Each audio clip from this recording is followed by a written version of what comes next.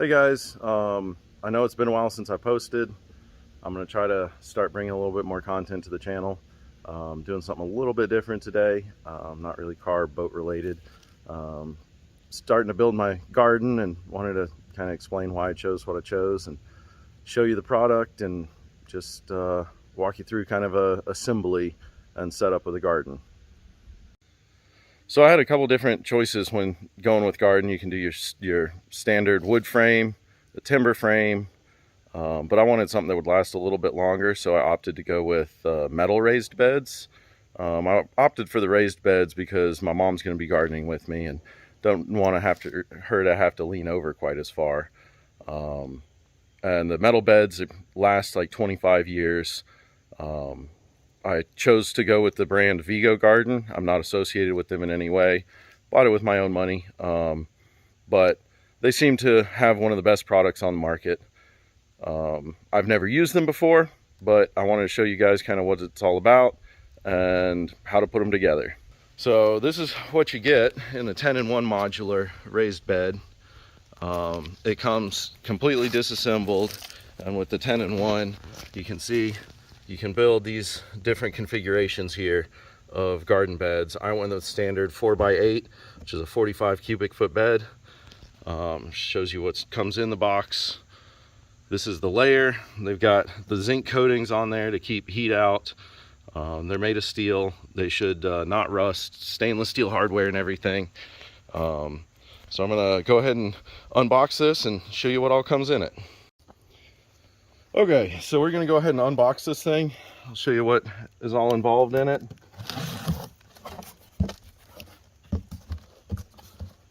You've got your instructions here, which are not superb, but they give you the diagrams you need to know exactly what you're doing.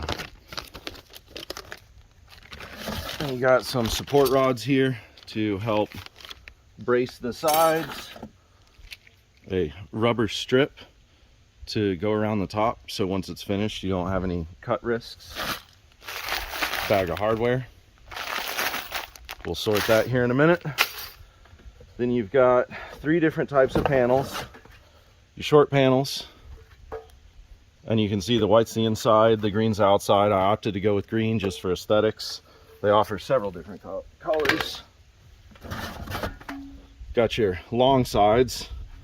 We'll bug on that one. And then your 4 curved pieces, and these are your corners. One thing to note when you're putting them together, you want the corners to always be on the outside of your straight pieces. So that's pretty much it. And then we'll go ahead and sorting the hardware. And each one of these panels comes with a clear protective coating on it. And we'll start peeling those off. And once we get those peeled and the hardware sorted, I'll be back.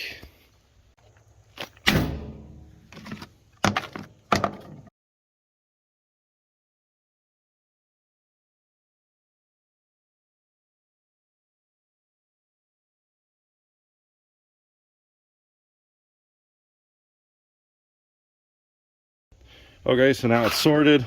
I always sort. You got 4 hardwares, 4 pieces. You got screws, washers, regular nuts, and then cap nuts. And it's easier for me just to go ahead and put them in their own container. This is a tool, comes with it, fits both type of nuts. Now onto the peeling. So when you get it unboxed, you should end up with 4 of each panel. So you got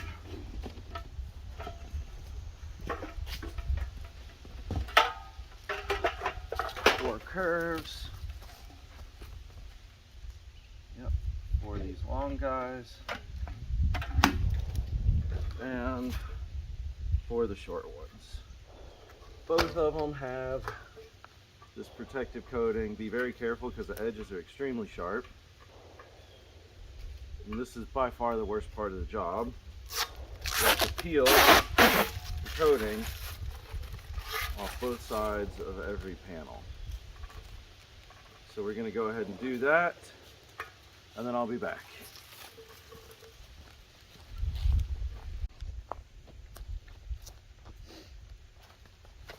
One tip I want to give for peeling these guys is take one of these pieces of cardboard that the garden comes with and use that on your lap. What I'll do is I'll pull up a stool here, sit down, set the metal on the cardboard. If you don't, you're going to end up with bruises and cuts on your legs, your stomach, everything else. The cardboard gives you a nice base where you can hold it and start the peeling process. And it just takes patience and being a little bit careful around the edges. The white side is easier than the green side, but you just gotta peel it all off.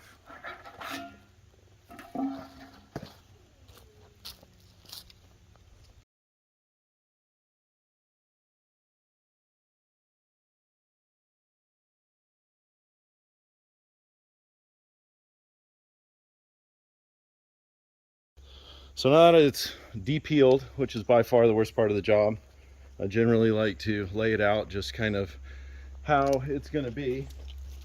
And the instructions show you here the different configurations. I'm going with the 4x8, so you've got a curved, a short, a curved, a long, a short, a long, a curved, a short, curved, long, short, long. So that's generally how I have it laid out there, just to make it easier during assembly. Stella is now making an appearance. She's old, senile. The last part is these support rods that come with it, and they come with just a couple little pieces of all thread. These guys just go together, and depending on the configuration, you will configure these rods differently. Just refer to the instruction packet to determine which way you want to go. For this one, you just attach the long version and a short version together. Sorry for the focus, but just screw them together with that all thread.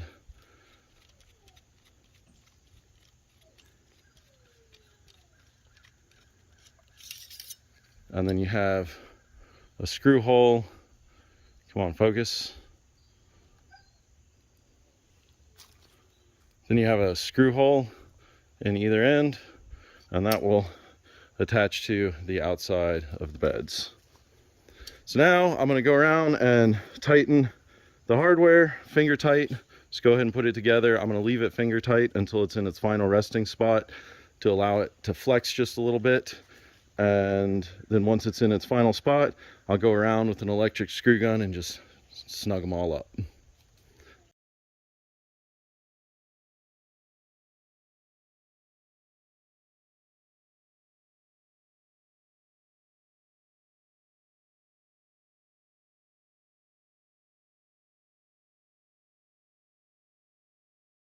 Okay, so now assembly's done.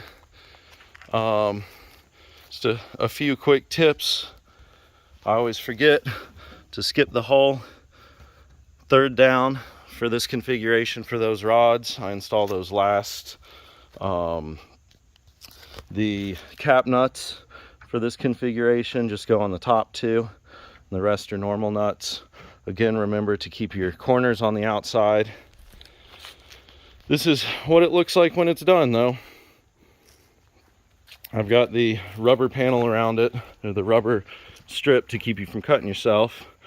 And I cut it just a little bit too short. I'll show you what I mean. If you pull it up, now I do no stretching when I press this on.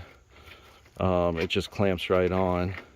Well, you can see there's just a tiny little gap there, but it's so easy to work with. You can just pull it up, give it a tiny little stretch, push it back down, and easily close that little gap. And that's pretty much it. That's one bed. Like I said, I finger tighten them, and then once they're in their final resting spot, I'll go back with an electric gun and run down every single row and tighten them all up. But we're going to walk this up to the rest of the beds, and my next video, I'm going to do a configuration of the full layout of all the garden beds and how we're going to set those up. Talk a little bit about irrigation and fencing as well.